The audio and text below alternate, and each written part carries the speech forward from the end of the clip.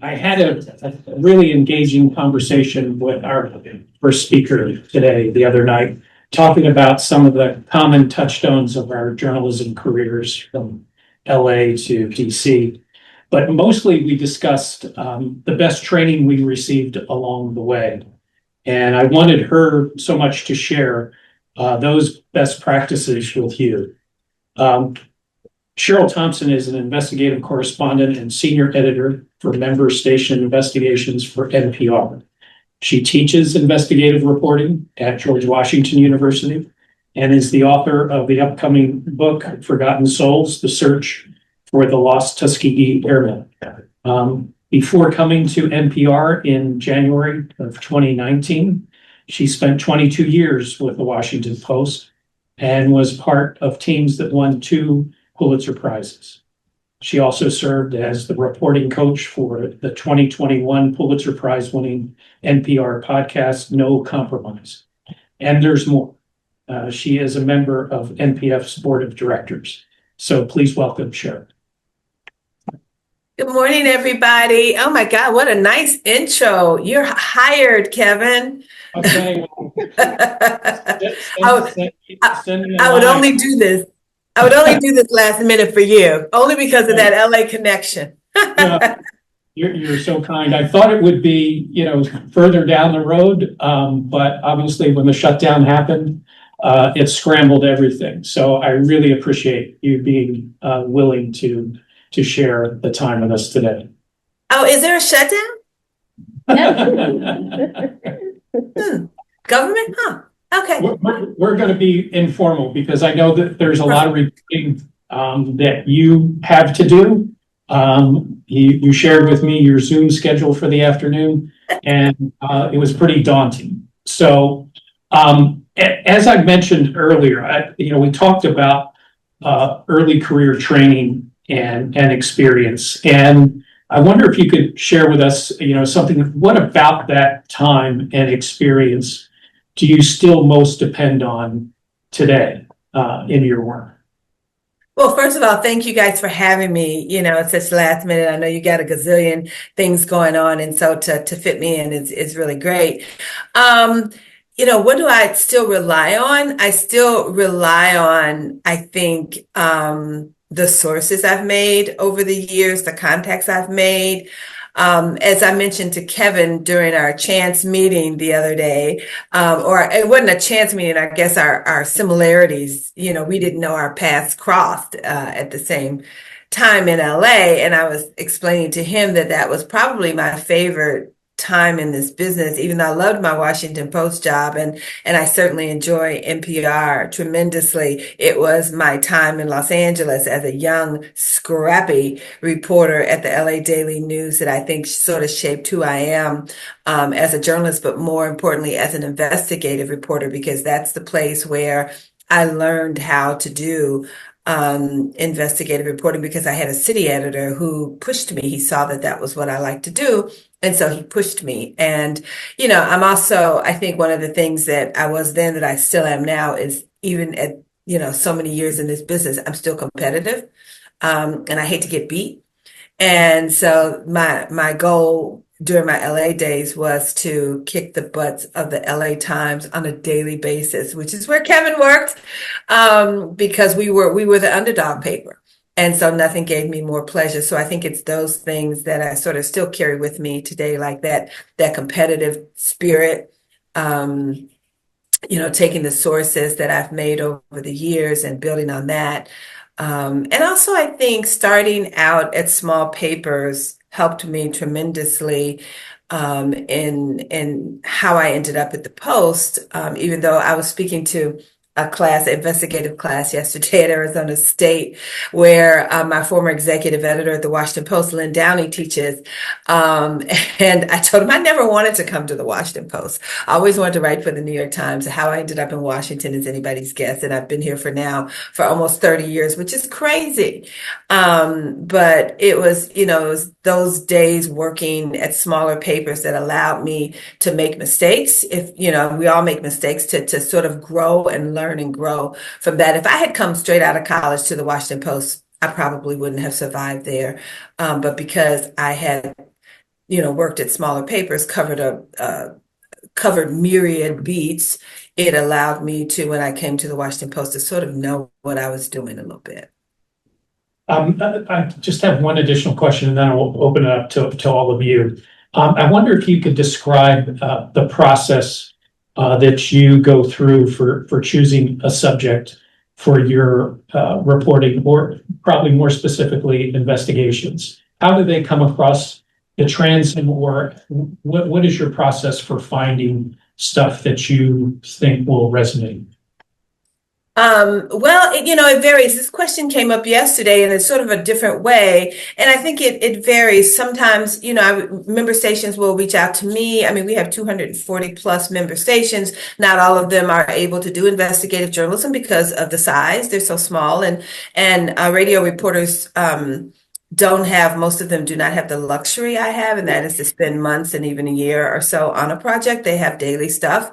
And so sometimes they'll come to me with an idea. Sometimes I come to them with an idea. I will have an idea. I'll pitch it to my editor, and I'll say, I think we could pull in this station and this station and this station, and I think we could do something really good. And most times it's that. Like, I'm working on something now with Minnesota, and with a Minnesota station and with an Ohio station. And I'm looking for another station, but I haven't figured out which one yet. A couple years ago, I worked with, I had this idea. I had seen this little story somewhere online. I don't even remember where it was, but it was this tiny story, not much bigger than a brief or two. And it was a story of this woman whose husband had died, and he died from cancer, and he lived in this small parish in Louisiana. And usually race doesn't matter, but this was a story. She was white, and the husband was black. And she went to the cemetery to make arrangements to bury him. He was a sheriff's deputy. And the woman told her at the cemetery, "I'm sorry, honey, but you can't bury your black husband here." And so I was just like, when I was reading it, I was just like, like, what? Like, and so I thought, wow, I wonder if there's like an investigation here. So I thought, I wonder if there are like other all-white cemeteries in this country in this day and age. And so I am big on setting Google alerts if I have an idea, and just with a couple of words to see what's out there, to see what's been written about, to see, if there are any reports, etc. And so I set this Google alert for all-white cemeteries in the U.S., and I must have gotten 2 hits. So I thought, okay, well, clearly that's not the way to go. But what I kept getting was just tons and tons of things about racially restrictive covenants. I didn't know what that was, even though I should have, because I'm born and raised in Chicago, it was, when I was growing up, one of the most segregated cities in the country. And I was certainly aware of that. And I thought, oh my God, like, what is this? And so I did some research. I made some calls. The first thing I always do is I do my secondary sourcing, which is, I read everything I can get my hands on, and then I make some calls, right? You do some preliminary reporting before you pitch a story to see if there's something there. And I called this University of Michigan professor who was Jewish, who told me he had a racial covenant on his property. So people who, the owners of that property were not supposed to sell it to him because he was Jewish. And so what I realized was racially restrictive covenants are just that. They prevent people from selling or leasing or even renting their place to anybody who is Black or Jewish, or, depending on where it is, Asian American, Hispanic, whatever, right, to people of color. And certain certain religious groups. So anyway, so then I thought, okay, well, where do I want to look? Because what I wanted to see was, do these things exist in all 50 states? And so I thought, well, where do I want to look? And of course, Chicago was topped on my list because I knew there were some on the books there. And then I thought, I lived in Kansas City, let me pull that. And then St. Louis is sort of like that Chicago makeup. And so I thought there. And then I was talking to an editor. I was talking about this project, and I was on a call with some editors, and I mentioned it. And there was a guy from KPBS in San Diego, the radio station and our member station in San Diego. And he says, I want to be a part of that. And I'm like, there are no racially restrictive covenants in San Diego. Oh my God, there were so many. And so that's how that came about. But it was, I read this story, had this idea, checked it out, didn't exist, found something else that was better. And it ended up being this amazing story where I pulled in reporters from Chicago and St. Louis and San Diego. And we did this really good investigation and found out that indeed racially restrictive covenants were on the books in all 50 states, even though they had been outlawed by the Supreme Court in 1948. And it won several awards. And so, so it varies. In answer to your question, Kevin, it varies. Sometimes I come up with the idea, sometimes other reporters do. But it's something that I think when you come up with ideas for investigations, you always want it to be something you have an interest in. There's nothing worse than pitching a story and you could care less about it, right? I've had to do that. I remember once at the Post when the shuttle, Kevin, help me out here. I think it was the Challenger exploded with the shuttle tiles. They fell off the shuttle and it exploded. And of course, the astronauts died. And my editor, Jeff Lean, who ran the investigative team at the Post, the national investigative team, he came to me and he says, I want you to look into these shuttle tiles. Well, I'm sure the look showed on my face. I am not a science girl. Could care less about it. Really had no interest in shuttle tiles. Are you kidding me? On a spaceship? Oh, please, just, stick a needle in my eye. But I had to do it because that was my job. And so I thought, my God, where am I going to start with this story that I have absolutely no interest in? But I knew that other people did, but I didn't.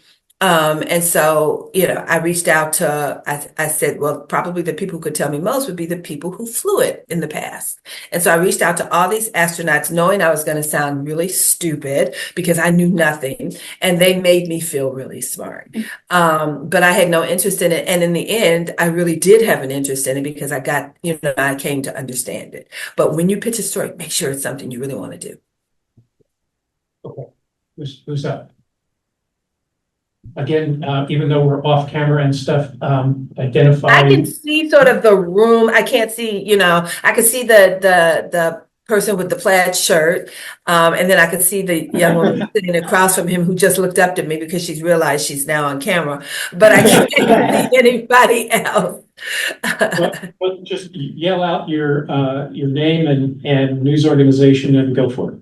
Okay. I'm Leah DeGroot. I'm with CQ Roll Call. Thank you for doing this on such short notice. I'm curious if you can talk a little bit about your relationships with your sources and how you maintain them over such a long career. Well, I think I had the luxury of, Lynn Downey said, and I swear I didn't pay him, but he said yesterday that, I was pretty good at maintaining sources and developing them. I had the, maybe it was luck. I don't know. When I came to DC, I had never covered police before. When I was in LA, I covered education. I covered the school district. I covered county government. I covered City Hall in Florida. I've covered a lot of things, but police was never like my forte.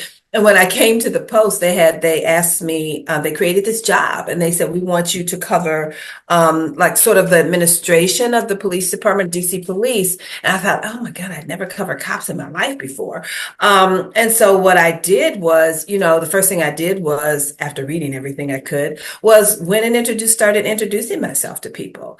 And that's how I developed some really good sources. And I said this, as sexist as this sounds, and this was early 1997 when I came to the Post. Cops were they're visual people. And they were pretty, some of them were pretty sexist. And so when I was going over to police headquarters for the first time, and, I have to be careful because this is being recorded. Don't worry about it. Go ahead. It is what it is, right? And so I remember there's a researcher, Margot Williams, who I don't know if any of you have met Margot over the years. She's amazing. Long gone from the Post, but still in the business.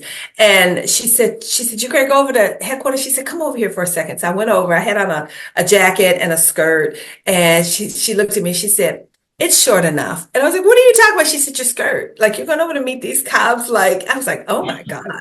But it was so true. Because I was the new girl in town and nobody knew anything about me. And some people took to me and some people didn't. Let's face it, everybody's not going to want to be my source. But what I did was I took people, I'm big on taking people out for coffee or tea or lunch or breakfast. I never take people out for drinks. I don't want to make a source after they've been drinking heavily. And so I just sort of, and I'm really good at sort of nudging. No, it's not nudging. I bug the crap out of people. Okay. I am persistent. I am so persistent. You know, my reputation, I think one of my reputations at the Post was, since Cheryl, she's so dogged. Like, I am not afraid of anything unless you put a gun in my face, then I back off. But other than that, I'll take you on. And so there were lots of people in that department, male and female, who became my really good sources. And, the one thing I learned about developing sources, and particularly police officers, but sources in general, is don't burn them. Because if you burn them, that's it. Not only are they never going to talk to you, but they're going to tell other people not to talk to you. And, police departments are very close-knit kind of group, and the word will get around. And so I like to think that I've always treated my sources fairly. I still keep in touch with some of them some have retired, but even though they've retired, they still are in touch with people who are still working, and they know a lot of things. I mean, I remember since I've been at NPR, one of my really good sources who's long retired, he was head of homicide for DC, and he called me and he says, "Oh, there's something going on with the Secret Service. Let me tell you, blah blah blah blah blah." And he was spot on because he was friends with somebody in the administration at the Secret Service, and so he knew exactly what he was talking about. So I call people still when I don't want anything. I think that's a really good habit to get into, is don't call people when you just want something, because people don't like to feel used. And they will if you only call them when you want something. I mean, I had a police source say to me once, like, "What do you want? Like, I know you want something, right? That's why you're calling me." And I said to him, I said, "No, I don't." I said, "I was really just thinking about you. And I just called to say, hey, to see what was, going on with you." And he really appreciated that. Now, that's not to say I didn't call him 2 weeks later because I wanted something. And I might have known at the time that I wanted something, but you don't want people to feel like you're just using them for information. You want to establish some kind of rapport with them, some kind of relationship with them. And I never get too close to my sources. I don't invite them to my home. I just keep it very professional. But I will take them out and I never let them pay for anything, ever. You don't ever want to owe anybody. You don't ever want people to say, "Oh, well, I bought her drinks, 2 weeks ago and she owes me." No, you don't want that.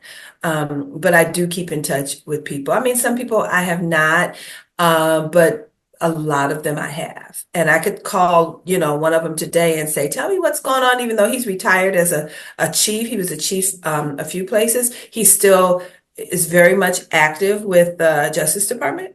And so I could call him up and say, "Hey, what's going on, such and such?" And if he doesn't know, he'll find out for me. He'll get back. So, does that answer your question? Yeah. Does it? Okay, good. Because I can babble. So let me know if I'm babbling. Hi, I'm Skylar, White House reporter with Bloomberg News. Oh, nice. Yeah, it's going. Do you know John Foskell? I do not. Okay, he's No. investigations editor in Washington for Bloomberg. Oh, no, I don't know him. Is he with BGov? Bloomberg government, or do you know? Oh, okay, different. Yeah, okay. Yeah, Okay. like a brother-sister relationship there. Yeah. Nice. But okay, cool. My question is, so when you were early on in your career, how did you go about establishing those sources early on? And I mean, especially now, there's so much pressure to like scoop this, scoop that. We want this story, we want that story. We're all younger reporters, but obviously you don't want to just, it's like everyone says it's the long game in Washington, to build sort of that like network of people. But just any advice on sort of approaching sources early on, because it's like we all want something, but obviously we know you can't just be like on the first introduction, like, "Hi, tell me everything," but just any advice on navigating, building that trust early on. Well, thank you first for making me feel old. But beyond that, Great. beyond that, it does take time. And I think too, you have to sort of what I do, I think we all have really good instincts. And I think as journalists, we have really good instincts. And I think you have to trust your instincts. Again, there's some people who just don't want anything to do with you by nature, and it's not personal. It's by nature of what you do. I was just reading something today from Pointer about how, I don't know, the percentage is really low of people who trust the media, and it's getting even lower. But it is going to take time. Right. You just can't walk in. I mean, if you do, you get lucky and you walk in and somebody's going to automatically trust you because, it's not only about, it's a two-way trust thing, right? You have to get to know them and trust them, and they have to get to know you and trust you because they don't know anything about you. And so spending time with people, when you're on the Hill or if you're at the White House, I covered the White House when Obama was president. And I got to tell you, that was a real thankless job. I don't envy White House reporters. I basically begged to cover that beat because somebody was on book leave, I think. And I went to the editor. It was Kevin Merida at the time. And I said, Kev, let me cover the White. It's Obama. He's from Chicago. He's the first Black president. I'm from Chicago, right? And he came back and he says, okay. And so I went to Jeff Lean, who I introduced earlier, and he says, I don't know, Cheryl, because I said, Jeff, can you give me a leave to do this? He says, I don't know, Cheryl. He says, you're a hunter, not a gatherer, right? He says, I don't think you'll like it, but go ahead and do it. And so I thought, okay, hunter, not a gatherer. And I went there. I couldn't wait to get back to the investigative team. I mean, I was just like, oh my God, who wants to do this for a living? Some people are cut out to do that. I am not. I tried it. It was great because I got to see the president on a daily basis. I got to travel to Mexico with him. I got to write, front page stories. It was great in that aspect, but it was like, is it something that I want to do like for the rest of my career? No. Making sources in that beat is difficult. There are people who do it well, and even though I don't know this person, I think Caitlin Collins is very good at making sources. I'm not sure how she does it, but I think she's really good at it for somebody who covers the White House. I think that Rachel Scott is brilliant at it as well. And she works really hard. She covers Congress, so a little different, but still same Washington. And so I say just be there all the time. Be upfront in their faces as often as you can so they get to know you and they get to see you because, this business is about credibility. And relationships. And this is Washington. And Washington's a different animal than New York or Chicago or LA. And it's just, everybody's trying to make sources here. And so I think being there rather than, I don't do anything by email, don't do phone stuff because you never know who's listening. You certainly don't want to make sources by email because emails can be FOIA'd. And you don't even know who's responding to your email. So I say get out there. As often as you can and hang out. An editor at the Post came to me once when I was new and she said, news isn't happening at your desk. And so that was all I needed to know. I stayed out on the street, right? And that's how I made my sources by being out and about. They got to see my face. They got to recognize my face. They got to see my stories. And yes, it's totally different in terms of the news cycle than it was, 20 something years ago when I started in this town.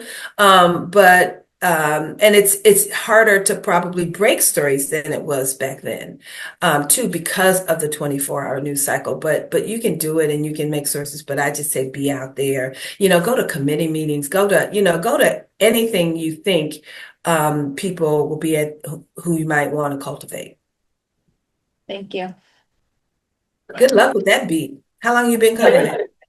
I did end up Biden and. So I did not do Trump at all, even on the campaign trail. So it's a big learning curve, but we're managing. I can. Oh yeah, no, I think listen. It's a high profile beat. Those who really want to cover it. It's like a dream job for so many reporters. My dream position is investigative journalism, right? That was always sort of even though. I love being a beat reporter because I think the best investigative reporters were beat reporters because you learn a subject, you learn a topic, you learn an expert, you become an expert in that. And I think you can carry that with you into investigative journalism. But I think it's a great, oh my God, it's like, yeah, the White House beat, whoever you work for, is always like, the cream of the crop. So, one of my mentees, Yamit Sindor, covers the White House for NBC, and the conversations we had, and the statute of limitations has not run out, so I'm not gonna talk about any of them. But needless to say, it's a thankless job, and she works really hard at it. And I think if you do it right, you're gonna work really hard. But also, I think your sources are gonna come naturally, because the one thing I've learned about politics is politicians have enemies. And so there's always somebody who's going to be willing to talk to you. You just have to figure out who they are. Thank you. Thank you so much for doing this. I'm Shrey with The Guardian. I just had a question. Oh, hey, Shrey with The Guardian. Oh, nice. Okay. I just wanted to understand how many projects you're working on at any given point. And sort of the part B to that is, when do you know when to let a project go, and sort of how do you judge momentum with a long-term investigative project? Yeah, so I've always had the luxury of nobody's really bugged me to get something in, right? So I've always had the luxury of spending whatever time I need on a project. And it was true at the Washington Post. Once I spent 2 years on an investigation, because I was working on it by myself, and it ended up as a 3-part investigation. And people thought I had left the Post because they hadn't seen my byline in 2 years. And the same is true at NPR. My editor, Bob Little, is very good at giving me the time that I need to work with stations, or if I'm working alone on a project. In terms of when to let go, that's a tough question, because we as reporters always want to make sure that we've done our due diligence. But I think when to let go is when you feel good that you've got everything you need to write a really strong investigation. Could you always go back? Yes.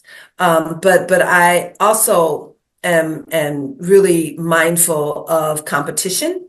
Again, I don't like to get beat. So I'm always in the back of my mind going, gosh, I wonder if somebody else is working on this. I wonder if somebody else is working on this. And that sort of keeps me motivated and sort of pushes me along to hurry up. And get it. And you asked me about juggling. So right now, I'm finishing up investigation. I've been working with an Alaska station, one of our member stations, and also ProPublica. We're working on this. We've done several stories, 3 to date, on rural schools in Alaska and how they're crumbling, and how these poor indigenous kids are not getting what they need. And so that's coming to an end. We've got at least one more story that's probably gonna drop this month. But then I'm working with, as I mentioned, Minnesota and Ohio on another project. I'm working with Louisiana, one of our member stations in Louisiana, on another project. And then I've got a third project that I'm working with the Marshall Project on. So I'm sort of juggling those and teaching and NPR. So I'm like, I probably won't be teaching next semester. It's a lot, and something's got to give. So right now, there's sort of like 3 projects and one that's finishing up. But I also, when I do a project, make sure if I'm juggling, that they're not all going to run at the same time. I try to pace them so that you get one in, and then I've still got a few more months to finish up another one, and a few more months to finish up another one. So because I'm very much, if y'all haven't figured it out, type A. I just wanted to follow up Shrey's question quickly. In order to get the time that you want and need for these projects, you've obviously been good at managing your editors. How do you do that? And especially for folks here who are on, daily deadlines, and time is, critical for them in terms of time needed to spend on a project. So maybe if you could share on how you deal with your bosses and how you convince them that You know, you Well, need I that. think one way is, well, first of all, I have no work-life balance. I know y'all younger journalists believe in work-life balance. Those are words I never heard before I started working with younger journalists. I'm like, what? I have no life.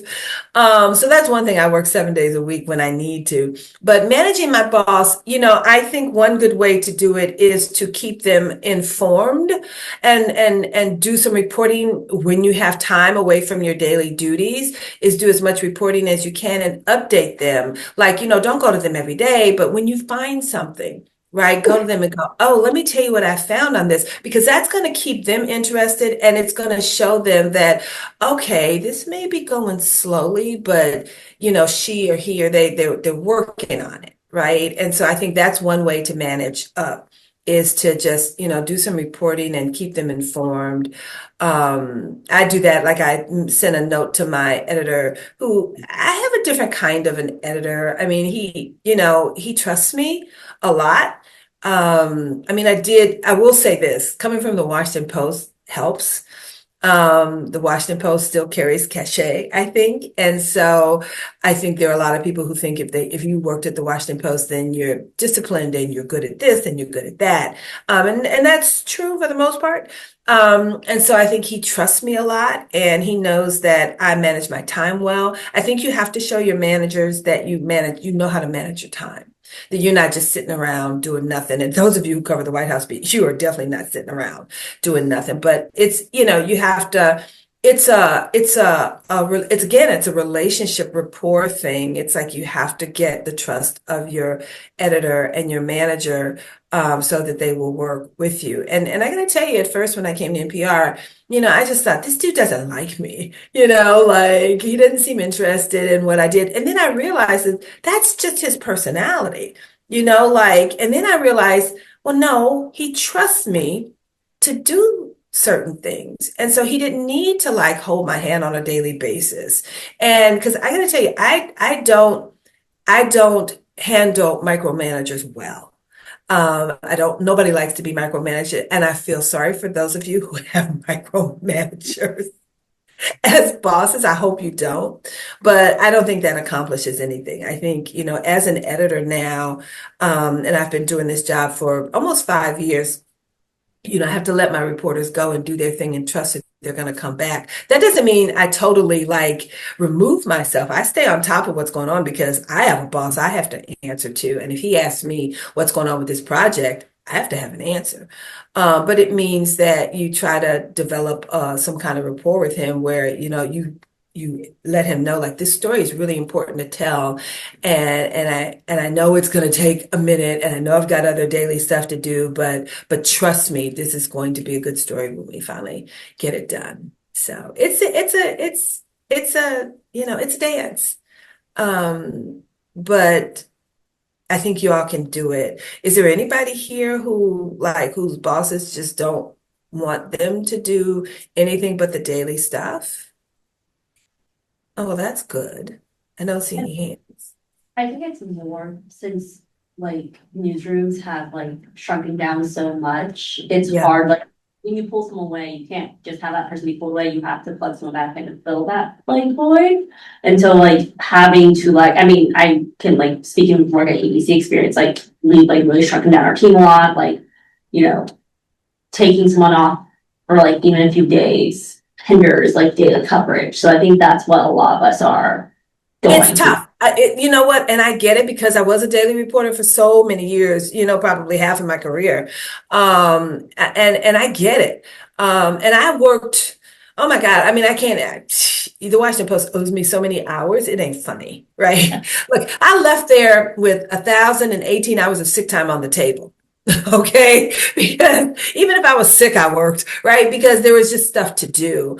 And I know it's really hard to break off and try to do enterprise when you've got daily stuff. And with this, those of you who cover Washington, with this administration, it's just 24/7. I mean, it's exhausting to watch it on television, to live it day to day. It has to be, I don't know how you guys do it. And I watch our reporters at NPR, and it's grueling, right? And so to find time to do something other than cover your beat well, it's tough. It's tough. But it depends on, how good your enterprise story is too. If you think it's really something that needs to be told and that, the world needs to hear it, then you'll find the time to do it. Even if it means giving up that work-life balance on a Saturday or Sunday. Hi, Professor Nicholas Anastasio from National Journal. I took your investigative reporting class a couple years ago. So I mean, You didn't have a goatee a couple years ago, did you? I had longer hair and a mask. Oh, okay. Did you get a good grade? Yeah, I got an Okay, good. Oh, and if you got an A out of me, you earned it. So I mean, I mostly cover campaigns, and obviously the candidates go under a lot of scrutiny. And I remember when you would tell stories about how you would cover whether it was political appointments or elected officials. What's the best way to sort of do investigations like ahead of a campaign cycle where it seems like everyone's sort of hopping on trying to put these candidates under scrutiny? How's the best way to like get ahead of sort of the norm?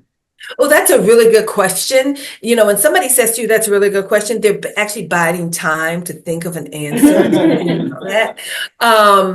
Try to find an angle that nobody's going to cover, right? Because when that's really tough because when somebody announces they're running for office, they're going to check their background, they're going to do this, go find out where they grew up and go, talk to people and go back to their old high school or college and see what they were like and see if you can get people to talk to you.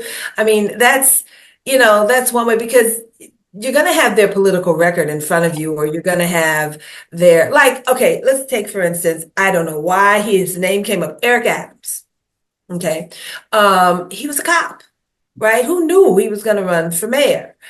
Did anybody, when he decided to run for mayor, did anybody go back to where he came from? And, because there were rumblings about him in terms of whether he really lived in the city, when he was running for mayor, or whether he lived, elsewhere, maybe in New Jersey or something. Did anybody really check that out? I mean, check out things that, that don't seem obvious, if that makes sense, right? The obvious thing is, I'm going to talk to their family. I'm going to talk to their coworkers. I'm going to, no, go back a ways. And I always say, as simple as this sounds, as elementary as this sounds, I always say, get that resume. Say it with me. George Santos. The resume was not accurate, but nobody checked it out except this small paper on Long Island that checked it out, and realized, but didn't have the resources to really do the big investigation. And then the New York Times comes along and does this big investigation. I remember I was on the Pulitzer jury for investigations when this came up. And this, this small paper really broke that story, but they didn't have the resources to really make a big deal out. And of course, it became a big deal, because now he's in prison, right? Because of all the shenanigans. But that resume was a starting point. So I always say, get somebody's resume. Don't settle for a bio. Don't settle for a bio. You want names and dates and places. Get a resume and check it out, because a lot of reporters, it is very elementary, like, you should check a resume. A lot of reporters don't do it. And it cost George Santos his career. So I think, something like that is a good starting point. And then just check everything on that resume. Check it. Because I have found, I know people who have been less than honest on their resumes. And that's how you get them. Also look for X's. Like I once found the ex-wife of a guy who was, there's that old saying, hell hath no fury, like a woman scorned. It is so true. And this woman was just like waiting for somebody to call her about the ex-husband. She knew where all of the bodies were buried, all of his skeletons were, and she was more than happy to talk to me. So I'd say, reach out to formers too. But balance it though, because sometimes they do have an axe to grind. But those are the things I say, check where nobody may be checking. My name is Sophie Hills. I write for the Christian Science Monitor. Oh, And hey, Sophie. Nice. I guess when you get an idea or just you're interested in a theme or a topic, but it's not like a clear, there's something there and you know what it might look like. Do you know by the time you have done your secondary reading, made some preliminary calls, do you know kind of what you're circling around when you pitch it? Or do you ever pitch something and you're like, there's something here, but I really have no idea what point I'm going after? Yes. And so yes and no. So that whole pitching without really knowing is called an idea, right? I've learned this. It's called an idea. And so that's why I always suggest like you do some preliminary reporting. So for instance, once I had this idea to do I said, I want to investigate like teaching hospitals, right? To see like deaths at teaching hospitals, to see if teaching hospitals are sort of less than other hospitals because of the residents and interns and people who just, are new. And so I made some calls and I found before I pitched it and found out that teaching hospitals are actually better than other hospitals because there's so much supervision, right? And so I thought, well, there goes that theory. And so I remember going to Cheryl Thompson, who was investigations editor at the Post for a while, and then she went on to ProPublica, and she said, make some more calls. Make some more calls. See if there's something else out there. So I did. I started calling some of my sources. I had a source who had been in DC, who oversaw the EMS and fire and stuff, and he was a physician. And he had gone back home to Tennessee. He and his family had moved back home to Tennessee, and I called him and I said, I wanted to do this story on doctors, and do you have any bad doctors on your, he says, we had this one doctor, and we think he was drugging his wife. We think he was this really bad guy who was like drugging his wife, and we think he had like some substance abuse problem. I said, so what did you do? And he said, we wrote a letter to get him out. We wrote a letter to the next employer, like, here, y'all take him. And I thought, oh my God, they're just passing these bad doctors off.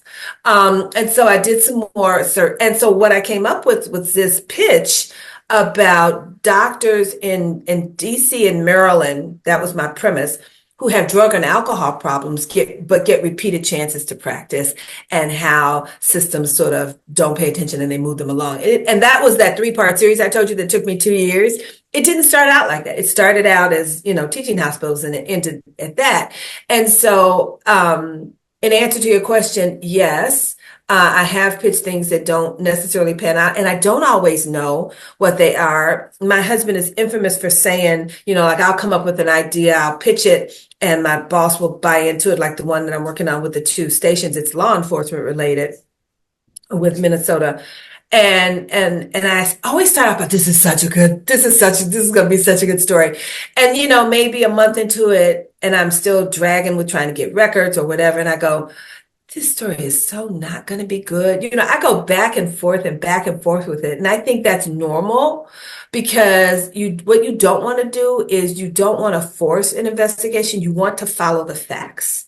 And hopefully, I think of investigative journalism like a jigsaw puzzle. It's one piece at a time. And Nick, I probably told you this in the class, and you want to hopefully in the end, all the pieces fit together.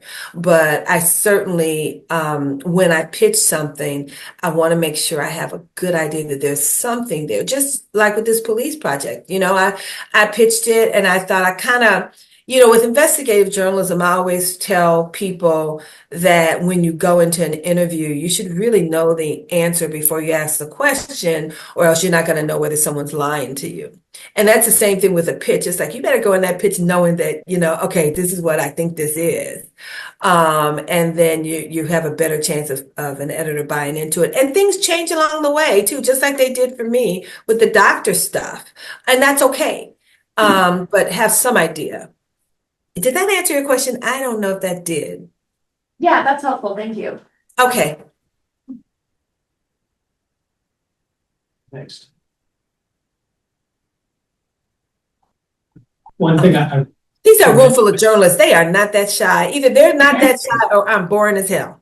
One of the, One thing that you mentioned, back here. Oh, wait, sorry, do you have? No, when you were answering Nick's question about where to look, it sort of prompted a memory of a story that we were working on. I was working with a Pentagon reporter on a defense secretary who was having some troubles, domestic troubles. there's another beat I don't want, the Pentagon. But, and again, it was an ex who was, extremely helpful, but the best, response I ever got, in looking into something like that was to call the local police department where they lived and ask for all the police reports to their address. And the police open records official said, I was wondering when somebody was gonna call for this. Sent back an entire zip file, photographs and the whole thing, but. That was actually pretty genius, Kevin. Well, no, it was all because of the ex, that you were speaking about.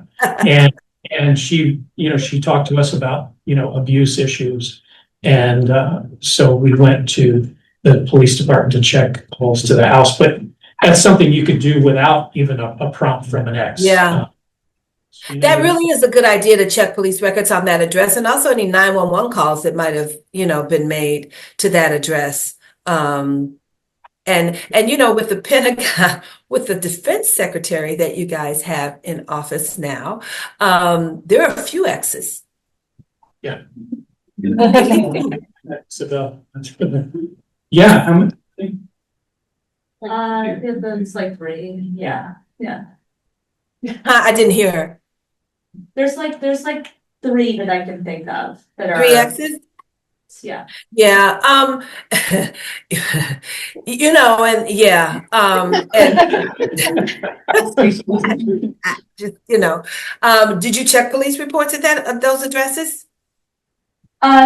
Yeah, we did. We looked into, some of this came out in the form of, there was one of the exes who, there was a story that did come out about, her having like a safe word with, another like female member of the family because of, possible domestic violence stuff. But we definitely were, we were on that, and looking into that. And I think it's something that there could be more work to do there. To just like his roots. Yeah. Yeah, Kevin makes a good point when he said, the person said we were just waiting for somebody to ask. A lot of times that is the case. They're not going to call you, but if you reach out to them, they're more than happy. Like the ex-wife of the guy I was writing about, she was happy to talk, but she wasn't going to pick up the phone and call a reporter. But when one reached out to her, she was more than happy to, and go on the record with it too.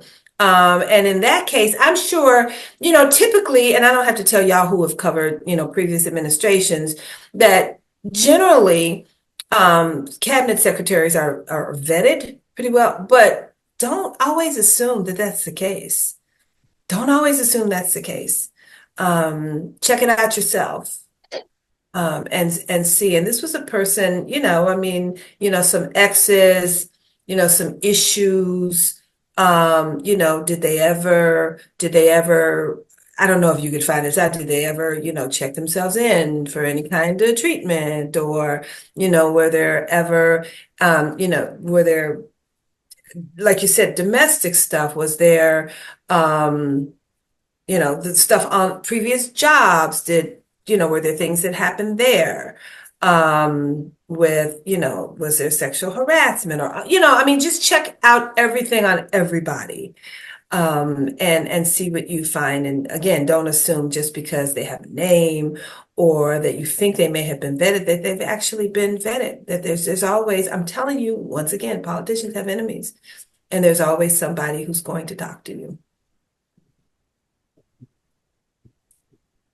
By the way, where'd they go? Find out where they went to college, and did they actually graduate? Just because they said they did. They did. Yeah. Hi. And I'm sorry, and their military records. See if they were honorably discharged. Did they have any problems when they were in their military? Sorry, go ahead. You're good. Hi, I'm Mia McCarthy. I'm a Congress reporter for Politico. I wanted to get your thoughts on, or I guess your advice on, you obviously sounds like you're working on a bunch of different projects at once, especially in like a super busy news cycle that this year has felt like it is. I think I'm someone who covers more like breaking stuff, quick stuff, but I guess how you keep track of like all of these different other projects that you're working on, and for people who are more on the breaking news side, how to follow things like long term for longer projects, and how you work on that. So I'm very old school. I have next to me, y'all can't see it. Maybe you can, maybe not. Can y'all see my file? I keep, maybe not. I keep file folders of my different projects, and I kind of stuff everything, and I keep milk crates. It's so old school, but it works for me because that's that type A in me. And so when when I have to meet with the reporters, in Louisiana, I've got my file. They're, doing something healthcare related. I've got my file. When I have to meet with Minnesota and stuff, I've got my files. And so I keep track of things. I'm big on spreadsheets. If you're asking about like organizational stuff, I'm big on spreadsheets. I keep, when I have a project, I keep a running list of people I want to talk to, people I have talked to. I put the dates down, because I have been known in the past to like call the same person more than once, not realizing I had talked to them like a month ago. And so I try to keep, I try to stay organized, because when you're juggling, it's sort of, when I was on a beat, it was different. Right. My beat reporting, I knew it. I knew the ins and outs. I knew what I was working on a daily basis. But if I had something longer term, I would just start building files for it. Yeah. I have another question about, I totally forgot it. Sorry. Oh, welcome to my world. It'll come back to you. It might come back to you in the middle of the night, but it will come back to you. It will come back to you. I just want to sorry about sourcing, and you mentioned earlier about going on record, and throughout our seminars you've spoken to other editors who sort of not complained, but sort of bemoaned the increase in anonymous sourcing, and folks not willing to go on the record. I'm just kind of curious about that. Sort of when you're comfortable about letting people stay off record, or sort of say on background, I should say, and kind of remain anonymous. Yeah, that's probably one of my frustrations when I covered the government, because I covered the Justice Department when I was at the Post too. And, every week or so, the Justice Department would have a backgrounding session for an hour. And it's like, this is on background. I'm like, well, kind of what's the point if we can't report it? It wasn't like they were giving us a scoop. And so that's one of my frustrations. But what I do tell people is, you always, and you all know this, you always assume everything is on the record. I never ask somebody like, is this on the record? Because they'll say, oh, no, it's not. No, you just assume it's on the record until they tell you differently. And then if they want to go off the record, the rule is they got to tell you up front, you all have to have a discussion about it. And you have to agree on it. And if they won't go on the record, and unless it's something like that's the only person who knows this, then find somebody who will go on the record. Because I just think it erodes your credibility when you have anonymous sources. The Washington Post was big on, we didn't do anonymous sources back then. We would say like a source familiar with the matter who worked for, we do everything but name them, because it does play to credibility. And, people who aren't willing to put their names to things, how do you know that the information is actually accurate, right? Because if it's so accurate and you're so sure of it, then put your name to it. And if not, find somebody who will, or take that information and go to somebody else and see if you can confirm it. That's what I would do. I did that a lot. It's like, okay, they're not willing to go on the record. And I would say, who else knows this? Right. And sometimes they give up names and sometimes they wouldn't. And I go to that person and say, well, I understand, that blah, blah, blah, blah, blah. And they confirm or not. But I just think naming people really does, look, our credibility is suffering as journalists these days. And so the more you do anonymous, the more I think our credibility erodes. That was my guardian friend. That was my guardian friend who asked that question. I wanted to ask you about that specifically, because I feel like right now, the atmosphere in Washington right now, especially like I'm in the Pentagon, there's very much like a climate of fear. And right now, like we're dealing with a situation where people are being polygraph tested, and a lot of things are like rumors, and some oftentimes they end up being true, where it's like somebody that has really heard something, but that person is very, very hesitant because like the climate is such that people think that they're really going to be out of the job. They're really going to be out of there immediately if they were to say anything like this to reporters. And even just having like casual conversations with reporters is extremely frowned on and forbidden and could like endanger your job. So like, given this kind of climate, like, what do you think, like, do you have any tips about how we might be able to like work our way around that? So I am of several minds on this. First of all, are polygraphs legal? Can they do that in the Pentagon and in the military? Can they do that of all of these generals and admirals and everybody else? They want a polygraph because they're not offering polygraphs to soldiers on the front lines. Okay, let's just get us. They're not. And so after the other night, after that, the other day, the meeting in Virginia. Man, I would be on the phone with so many generals and admirals right now, it would make your head spin because they're ticked. Okay. And judging from, just a scan of that room, a lot of them look to be retirement age. And so they're not really worried about their jobs. And those are the ones I would seek out. Really, like, okay, they're close to retirement. They can't take their pension away from them. I guess they could try, but they can't take their pension away from them. But they were not, a lot of those people in the room, men and the handful of women I saw, they were not happy. And so I would sort of try to develop some of them if you can get to them. That's the other problem. It's kind of hard. The Pentagon is just a bureaucracy, layers upon layers, and to get to generals and admirals. But I'm sure some of you who cover the Pentagon have sources high up. I would reach out to some of them and see. Did you go to the meeting? Was it at Quantico? I didn't go, no. Yeah, it was a month ago. Yeah. I would try to reach out to some of them and see, because you could look at the room. Well, you can't look at the room when it's a room full of generals because they're stoic. They know how to, have a poker face. But I promise you, there were people in that room who were not happy and who were waiting for someone like you to reach out to them. Right. Yeah. And even if they don't talk, ask them, hey, do you know who might be ready to retire, who might want to have a conversation with me, who might want to, sit down with me and just have a chat. Right. There's so many of them. I think this is a really, as tough as this administration is in terms of being hard on the media, I think this is really a great time to be a journalist because you can start to see cracks. And the journalist should be right there reporting on all those cracks because there are people who are willing to talk. And that's easy for me to say because I don't cover the Pentagon. And there was my White House reporter had a question. Oh, yes. I just have, I was just curious, do you have like a sort of template, spiel that you give to new sources when you're trying to, one, get them out for coffee or lunch, like this is someone you've like literally never connected with before. What's sort of your approach in that spiel to get them out? I do. I mean, yes and no. My general spiel is that, you know what, I'm new to this and I'm really just trying to understand how it all works.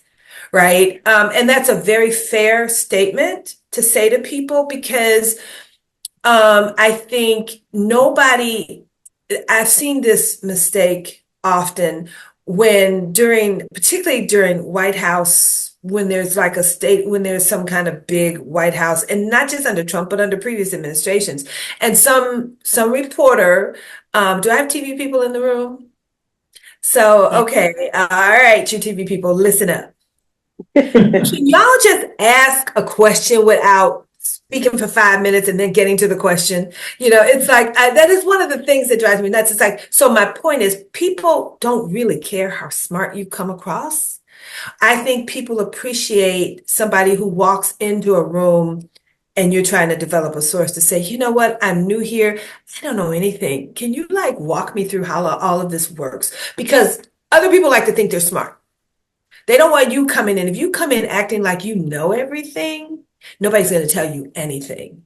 But if you come in with a genuine knowledge or genuine I'm not sure what the word is.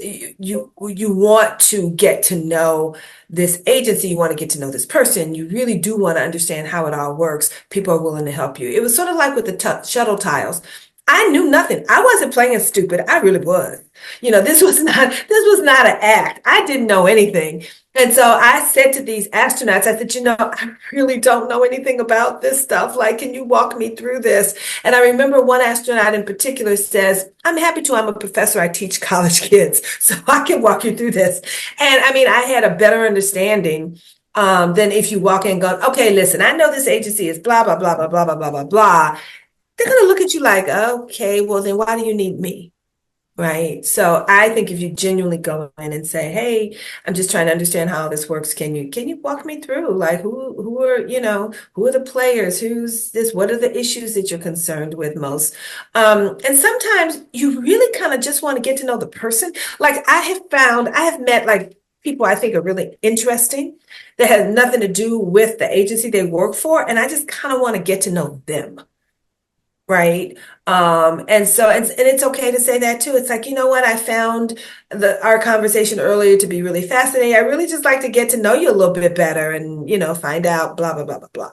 And because I think the one thing you want to do when you go to make sources is you want to be genuine because people can smell phony a mile away. And so if you come in with a general knowledge of knowledge is not, why am I babbling today with my words? You just want to get to know people. And by the way, to my TV person, I didn't mean to offend you with that, but haven't y'all been at these news conferences and some it's usually TV will say, well, let everybody know that they understand how all this works, and then they finally get to the question. And it's like, please, and maybe they have to do that. That might be a station requirement, a network requirement. I don't know. But sometimes it's a little frustrating to me. It's like, can you just ask the question so we can move on? Because I want to say sometimes when I was at the Justice Department and the Attorney General would only had so much time for a news conference, and some reporter, whether it was TV, print, or audio, would get up and just go on and on. It's like, you're taking away my time. So I always say, just ask the question and leave the other stuff sort of behind. As a journalist, they just care what the question is and if you get an answer. And by the way, if you do that and you don't get an answer, as I didn't from the Attorney General once, I asked this question and he went round and round, and I'm like, okay, he so did not answer this question. I ask it again in a different way, and see if that helps. And sometimes you're just not going to get an answer and you have to move on. Well, moving on is probably Moving on. That was a good segue, wasn't it? But I can't thank you enough, Cheryl, for spending the time. Well, I hope at least one thing I said resonated. No, I think more than one. Okay. So, thank you so much for doing this, and I'll be calling you again very soon. Anything for you. And you guys, make me proud on these jobs. I'm going to look for your names, those names that I know now. I'm going to be rooting for you and cheering you on, because you are going to carry that torch that we all need. So you go out there and kick butt and take names, and don't be afraid. You got this. Thank you. See you guys. Have a great weekend. I'll be finishing up book stuff and spreadsheet stuff.